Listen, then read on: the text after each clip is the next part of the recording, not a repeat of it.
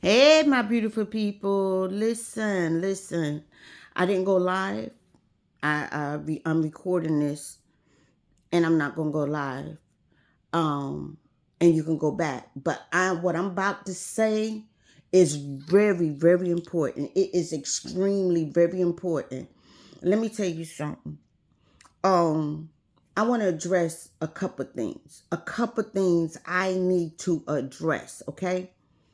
Um, I'm not going to sit on here and say, I love the Lord and I'm this and I'm this perfect woman of God. I'm this perfect. Because no, I have flaws. I do. I have flaws. I do. And if anybody that knows me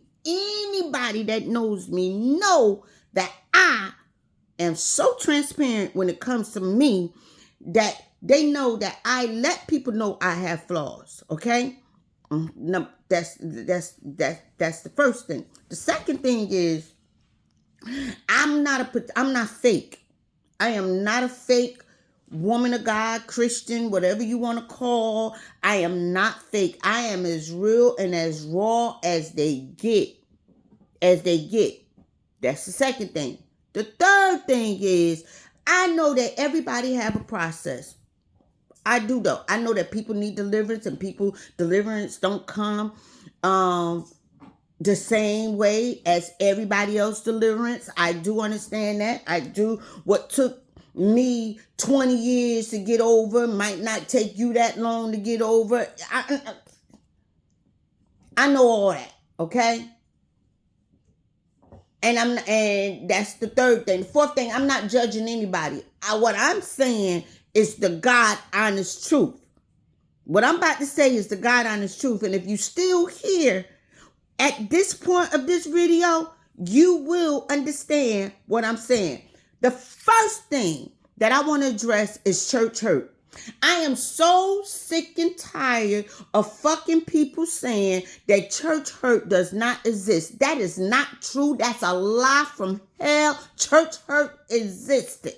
It's been existing and it still exists. Church hurt is real. And I'm sick and tired of preachers, prophets. I'm tired of everybody saying that there's no such thing as church hurt. That's a lie. That's a lie. Okay? People get hurt in church every damn day. Every day, somebody done got their feelings hurt. Somebody done been lied on. Somebody done been mistreated and everything. And it's insane to tell people that what they feeling once they get hurt is manipulation, is gaslighting, and it's not true.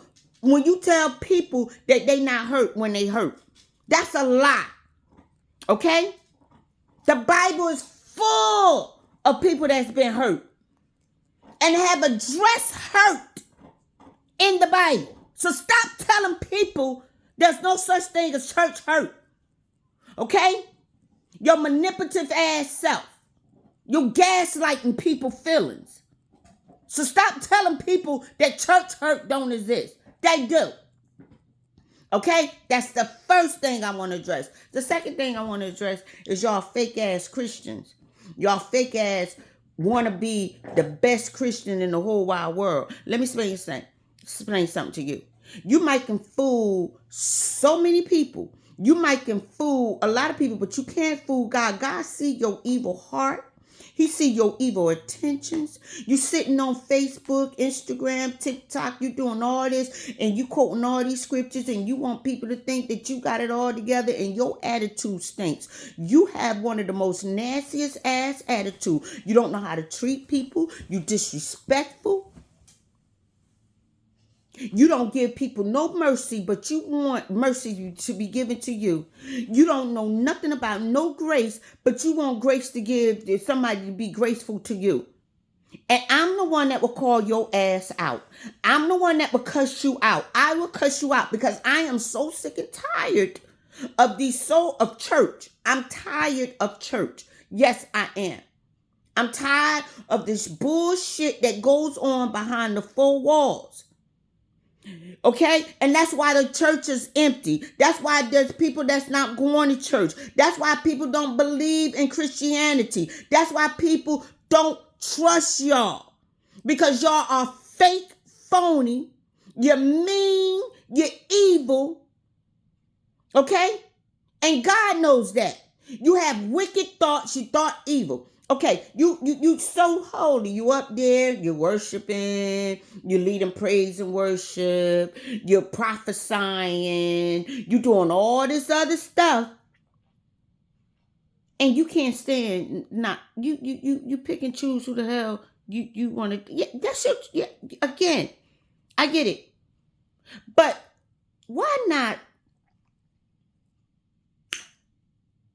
cut people off? And when you cut people off, I don't have a problem with you cutting people off. What my issue and problem with you stepping away from folks is you don't know how to step away gracefully. You don't know how to step away gracefully. What you got to do, you got to grab this thing like Lucifer did. In heaven, when he got kicked out, his tail snatched the rest of them people, the rest of the angels or the demons that was following his ass. That's what y'all do. You do not know how to step away gracefully. What you do, you got to take your evil ass tail and snatch this person over here, this person over there. This person up here, and now you got a whole bunch of followers. Instead of you stepping away gracefully and going on with your life, you gotta grab people and cause chaos, confusion toward an individual person. And these weak-minded ass people that you gravitating to, that you done changed their mind about an individual person. Don't know they weak-minded. Cause can't nobody make me feel anything different about somebody. If you got an issue with somebody, doesn't mean that I got an issue with them. I don't give a damn how bad. I got a couple of best friends that have issues with each other. And you know what I do? When one is wrong, I tell them they wrong. When one is right, I tell them they right. I'm not in between. And regardless of what anybody think, I don't sit around and try to change how somebody feel about somebody else. That's what Lucifer did. And not only did he get kicked out of heaven, the rest of them that was following him got kicked out of heaven too. How is it that he was able to change the minds of so many angels against God? This ain't new. This been going on. If it went on in heaven, it's going on in the church. The church is full of this shit. The church is full of this shit. And that's the reason why I don't go to church. And that's the reason why I don't deal with folks. I don't. Okay? I'm happier not being in the four walls. And the problem is the pastors, the bishops, the elders, they not addressing this. They not putting a stop to it. They got their picks, they got their favorites.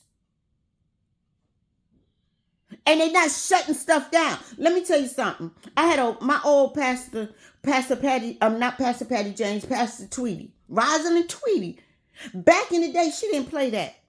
If she knew that you had an issue with somebody, guess what's going to happen?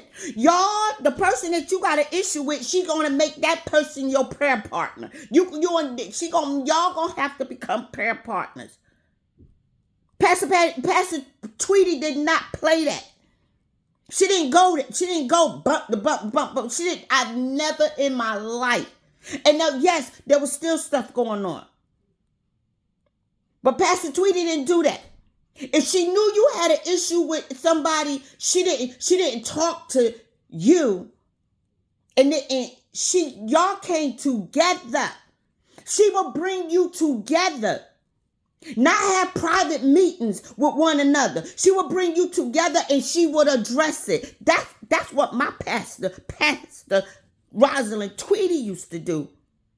She didn't play that. Just tit for tat. You know these two people got an issue, and you know these two people got a problem. And you're going to have private meetings. You don't bring them together. You don't change them. You don't try to figure that you want to be my pastor. That's not how you lead your. That's not what a shepherd do. A shepherd don't lead their flocks like that. No. So I can go on and on about this subject, but I will call you out. See, I'm not gonna go to church, and I'm not gonna go somewhere, and you gonna act like you got an issue and a problem with me.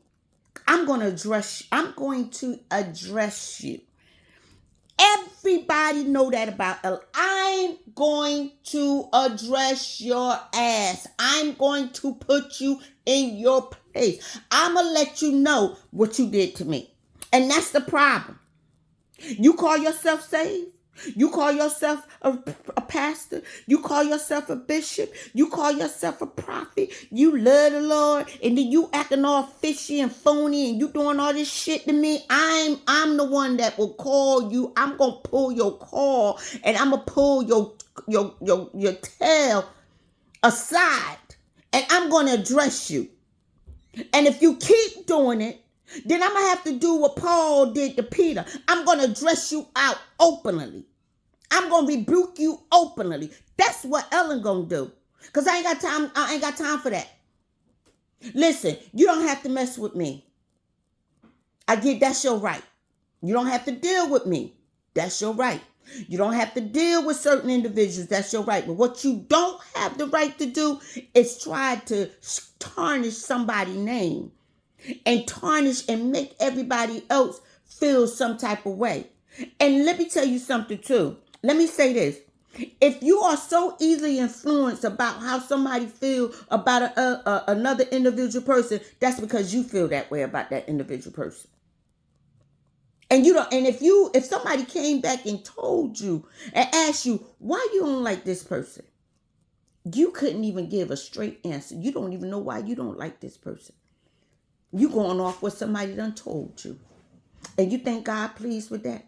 God ain't pleased with that. That's why the church is going to be the first ones to be judged. These four walls. That's why I'm out in the open, because the four walls like to hover stuff, like to keep stuff. It's compact. Everybody compact. You go to church, you get your hit.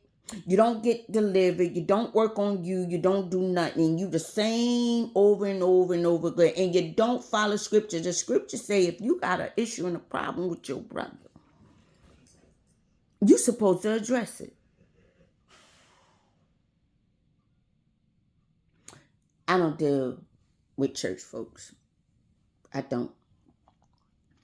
I deal with people that has relationships with God.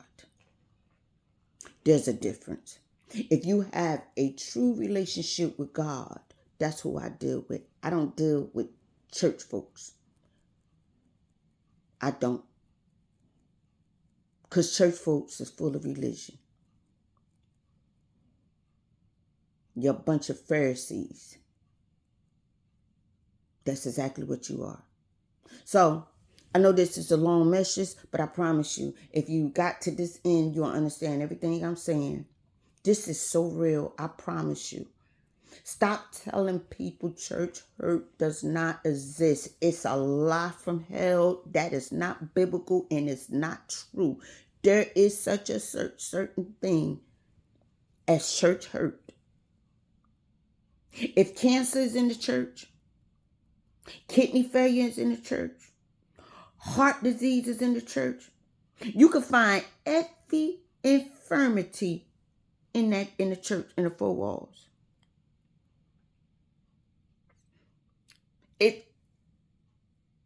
Suicidal is in the church. Suicidal thoughts, people that deals with mental illness in the church. Church hurt exists, y'all. Stop letting people tell y'all there's something wrong with you because you picking up stuff and you know shit ain't right. And then you got these people gaslighting you, telling you that what you feeling is wrong, and you start beating up on your own self. And you start dogging your own self out. Maybe something wrong with me. No, ain't nothing wrong with you. You are really feeling what you feeling. You know they full of shit. Okay? And yes, I'm cursing because I'm real and I'm raw. Okay? Y'all in these four walls, y'all need to get together. Cause what we are so tuned, we trying to build a quantity instead of a quality and an integrity, whatever you know what I'm trying to say. We're not trying to deal with people. We just want them to fill our church so we can get tithes and offering, and we're not really addressing anything. And we preach the same thing over and over and over and over and over and over, and nothing is resolved. You got a church full of cold-hearted, evil, wicked thinking people. And yes, there is a few. The church is full of weeds and all different types of stuff in the church. Let me tell you something. Y'all need to get it together. Get it together.